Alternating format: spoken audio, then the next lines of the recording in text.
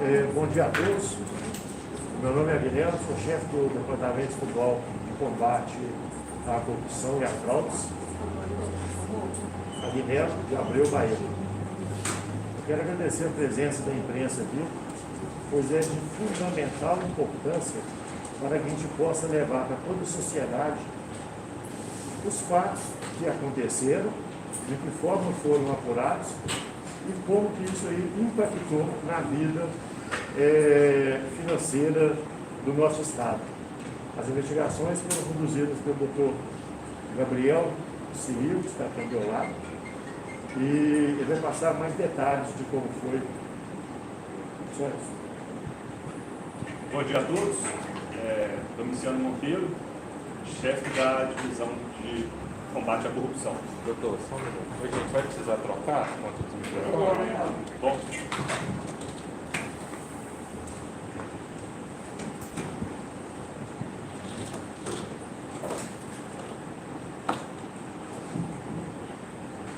Bom dia a todos. Domiciano Monteiro, chefe da divisão de combate à corrupção da Polícia Civil de Minas Gerais. Vivemos num estado de direito. Se as leis são descumpridas, por quem quer que seja, sanções devem ser aplicadas, inclusive as de cunho criminal. É nesse contexto que se situa a Polícia Civil como órgão de investigação, sendo importante ressaltar o fortalecimento de nossas delegacias de combate à corrupção. No presente caso, as investigações mostraram que foram desviados recursos pelo Estado que não lhe pertenciam, ocasionando severos danos a instituições financeiras e servidores públicos. Em razão desses fatos, é que ocorreu a devida apuração, ocasionando os indiciamentos respectivos.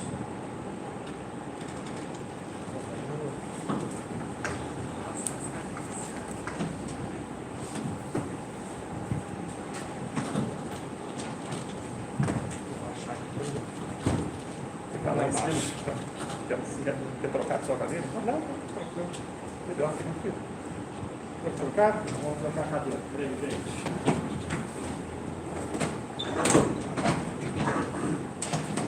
Duas cadeiras virtual. Mais uma vez, bom dia para todo mundo. Meu nome é Gabriel Ciria Fonseca, delegado titular da Delegacia de Combate à Corrupção. E o caso presente é um inquérito policial que foi instaurado em agosto do ano passado por requisição do Ministério Público. E o objetivo era apurar fatos em tese criminosos. Quais eram esses fatos? A conduta praticada pela gestão governamental passada de desviar recursos oriundos aí de empréstimos consignados, descontados aí da folha de pagamento dos servidores e não repassados às instituições financeiras. Então, o inquérito foi instaurado em agosto do ano passado, foi concluído neste mês, de maio, na data de 20 de maio, e nós chegamos nessa apuração a estabelecer um montante global, isso em valores históricos, tá? Não foi feito aqui uma correção monetária, valor histórico de quase R$1 bilhão que foi deixado de ser repassado a essas instituições financeiras a título de empréstimo consignado. Para ser exato, se vocês quiserem anotar, o valor exato é R$937.482,25. Se quiserem, depois a gente deixa aqui disponível, aí vocês anotam direitinho. Então, só para explicar o fato de forma bem detalhada. É prática comum, em diversos setores aí, a realização de empréstimo consignado. Não é diferente aqui no estado de Minas Gerais. Então o servidor vai a determinado banco, o banco né, uma instituição financeira que é credenciada a realizar esse tipo de crédito, realiza o empréstimo e o Estado ele tem a obrigação de fazer a retenção desse valor mês a mês e assim que ele faz a retenção, repassar esse valor à instituição financeira credora. O que acontece é que de setembro de 2017 a maio de 2018, isso não aconteceu. O Estado reteve os recursos e não repassou às instituições financeiras. Então, se a gente for fazer um cálculo aqui por baixo, cerca de 280 mil servidores se encontravam nessa situação de ter empréstimo consignado no seu contra-cheque. Esse fato aconteceu repetidas vezes durante 9 meses, de setembro a maio. Cada fato desse, em relação a cada servidor, configura um crime de peculato desvio.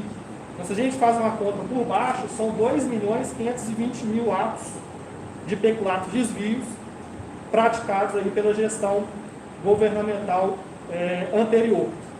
O delito de peculato desvio, previsto no artigo 312 do Código Penal, ele é um delito formal.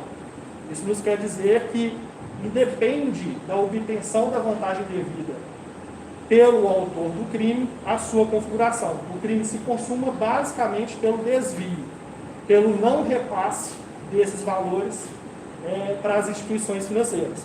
Além do peculato desvio, nós também conseguimos apurar um outro crime, que é o crime previsto no artigo 359, letra C do Código Penal. Esse crime é um crime em que o Estado ele ordena ou assume uma obrigação financeira nos últimos 2 quadrimestres do seu mandato eletivo, então no último ano do mandato, e além disso, ele não dispõe de caixa, de dinheiro em caixa para realizar o pagamento para o governo seguinte. O que acontece? Desses 924 milhões que não foram repassados, mais da metade dele, mais de 500 milhões, não foram pagos na gestão governamental passada.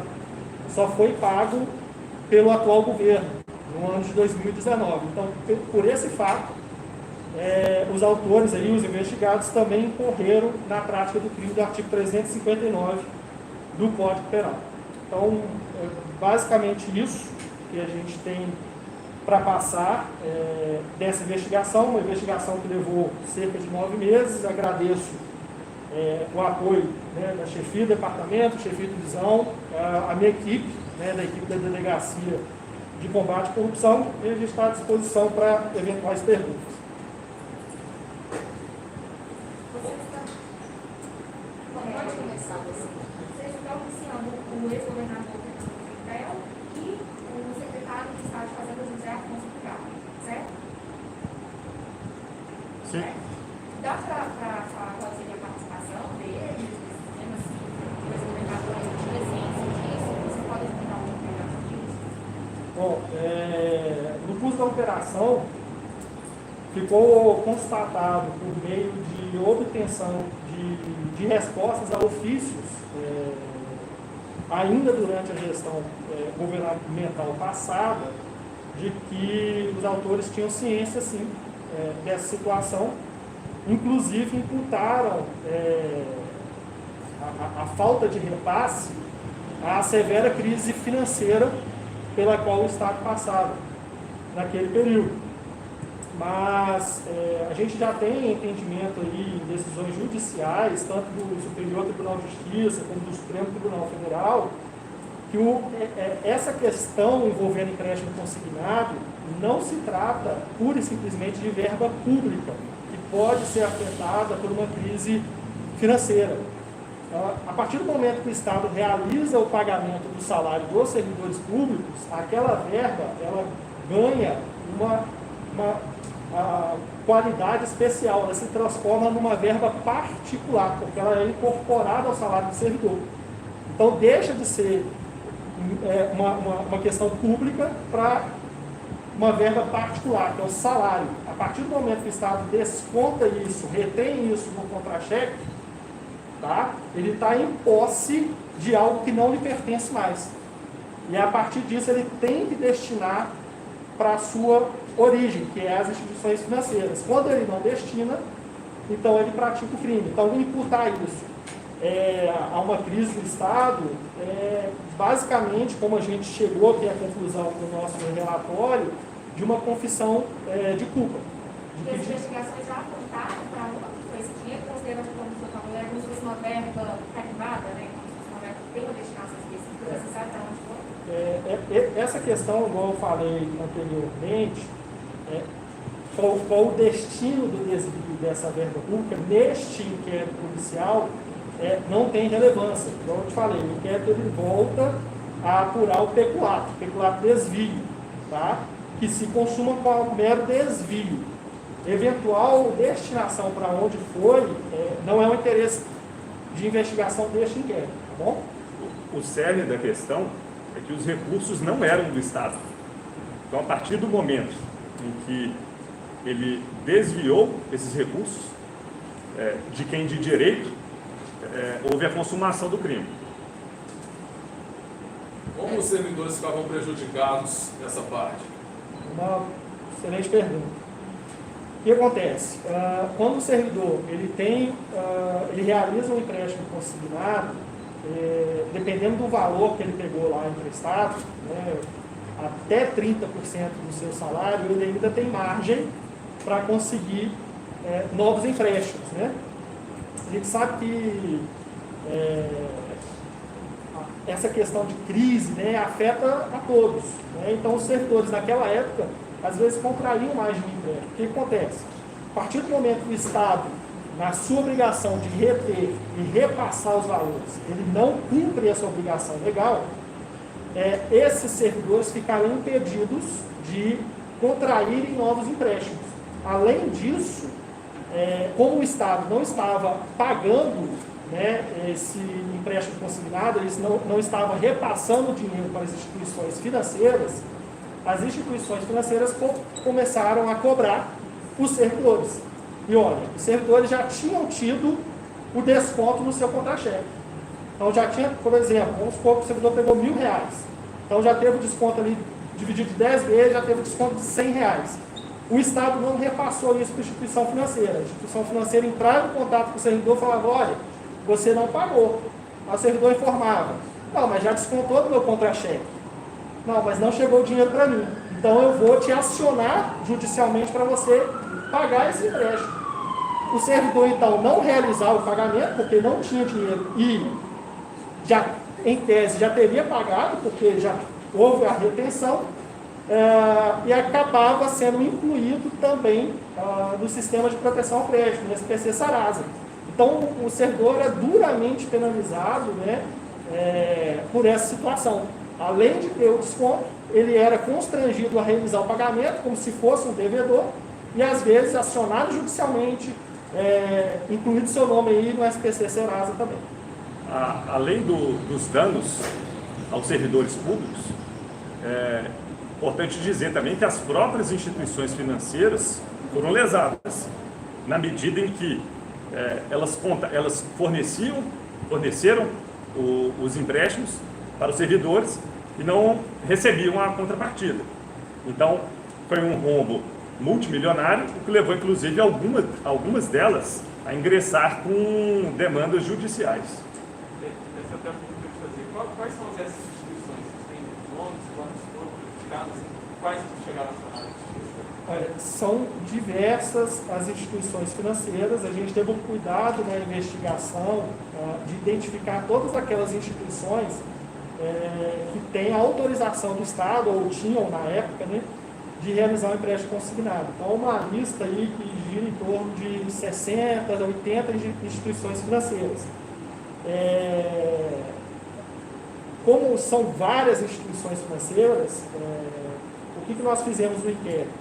Para comprovar esses fatos, nós oficiamos as mais conhecidas, as de maior porte, que é onde geralmente os servidores vão, né, para verificar se de fato tinha acontecido. Então, das cerca de 20, 25 instituições financeiras que nós oficiamos, todas elas, 100% delas, informaram que sofreram essa falta de repasse no período informado, né, de setembro de 2017 a maio de 2018, e aí nós perguntamos uma outra coisa para elas, olha, tá certo, aconteceu isso nesse período, mas é um caso isolado, só aconteceu nessa gestão governamental, ou em gestões governamentais passadas, ou na atual, isso também voltou a acontecer. E todas elas informaram que somente aconteceu naquele período. Tá? Em relação à pena, o crime de peculato, você mencionou um segundo crime, de deixar despesa para o próximo governo. A gente está falando de quantos anos os iniciados eles podem ser presos? Pois é, aí a questão da prisão é uma questão que eventualmente pode ser decidida pela justiça no final de um processo criminal. Mas o crime de peculato ele tem uma pena de 2 a 12 anos, e o 359C do Código Penal, só vou dar uma colada aqui, de 1 a 4 anos. Lembrando que, como esse peculato desvio, como eu informei antes, ele foi realizado aí ao longo de 9 meses, de forma reiterada, né, repetidas vezes, a gente incluiu aqui uma combinação no que a gente chama de concurso material de crimes. Então, essa pena ela vai ser aumentada em razão das diversas práticas de peculato, igual nós informamos, são 2.520.000 atos no baixo, jogando por baixo, atos de peculato desvio. Então, nós vamos ter uma majoração dessa pena também, caso venha a existir uma ação penal e uma futura decisão aí. Em relação aos servidores, tem um número de servidores que teve o crédito contestado, foi acionado pela justiça, que entrou na linha especial? O que nós tivemos aqui na investigação foi procurar identificar um montante global de servidores que foram afetados por essa situação, então são 280 mil servidores, e dentro desses servidores tem diversas situações aí que aconteceram com eles, aqueles que não tiveram cobrança, outros tiveram cobrança, outros tiveram não incluído no SPC, outros inclusive chegaram a pagar 2 vezes por esse empréstimo, tiveram pagamento na retenção no contra-cheque e depois pagaram novamente para evitar aí um nome ir para o SPC ou mesmo possibilitar eles a terem novos empréstimos contraídos. Tá? O senhor disse que a demanda parte do Ministério Público, né, de investigação.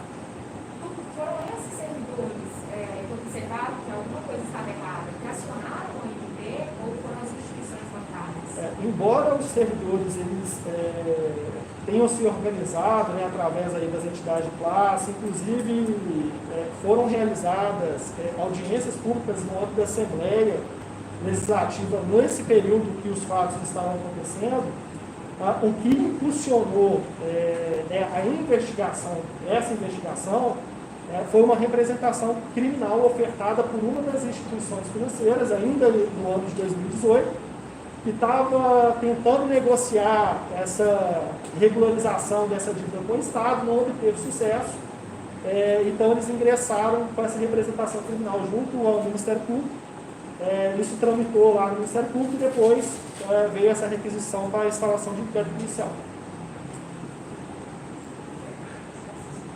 Ok? Deixa eu só tirar uma foto aqui, se vocês visualizar com o banner aqui.